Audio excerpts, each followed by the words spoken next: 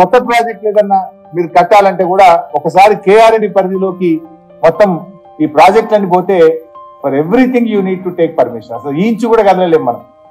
అంటే రేపటి భవిష్యత్తుకు కూడా మనకు ఇబ్బంది జరిగేటువంటి అవకాశం ఉంటుంది.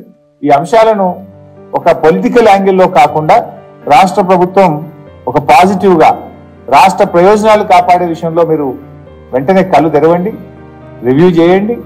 ఇది కేఆర్ఎంబి పరిధిలోకి పోకుండా కాపాడండి. పోవడానికంటే ముందు మనం ఏదైతే డిమాండ్లు గత ప్రభుత్వం మేము పెట్టినామో అయితే ఆ డిమాండ్లన్నింటినీ ఒప్పించండి.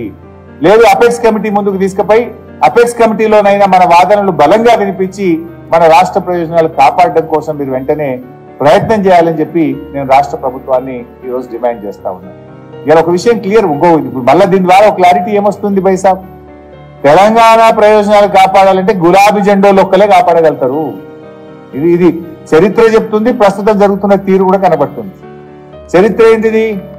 ఆనాడు లోయర్ సీలేరు విషయంలో 7 మండలాల విషయంలో పోరాడింది బీఆర్ఎస్, బిల్లు పెట్టింది బీజేపీ, మద్దతు ఇచ్చింది కాంగ్రెస్.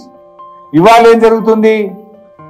ఆంధ్రప్రదేశ్ కు మన లాభం జరిగే విధంగా వెంటనే అసలు ఆపరేషన్ గైడ్ లైన్స్ లేకుండా మన విషయాలు డిసైడ్ చేయకుండా మొత్తం ప్రాజెక్టులు కేఆర్ఎంబి కేంద్ర ప్రభుత్వానికి అపయప్తం, కేఆర్ఎంబికి అపయప్తం అంటే రేపు ఏం కావాలి రాష్ట్రం? అంటే మరొకసారి కూడా ఇలా అటు కేంద్రంలో ఉన్న బీజేపీ ఒత్తిడి వేస్తుంది, రాష్ట్రంలో ఉన్న కాంగ్రెస్ ఒప్పుకుంటున్నది. అంటే రాష్ట్ర ప్రయోజనాలు వదిలేస్తున్నారు. ఇవాళ మరో స్పందిస్తున్నది ఈ అంశం మీద ఒక కన్సర్న్ తో మాట్లాడుతున్నది అగైన్ బీఆర్ఎస్ పార్టీ మాత్రం.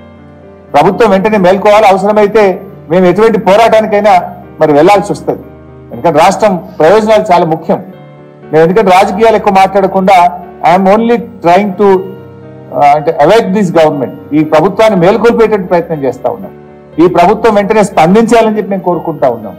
వెంటనే తక్షణమే రాష్ట్ర ప్రయోజనాలు కాపాడాలని చెప్పి నేను ఈరోజు ఈ ప్రభుత్వాన్ని కోరుతా ఉన్నాను.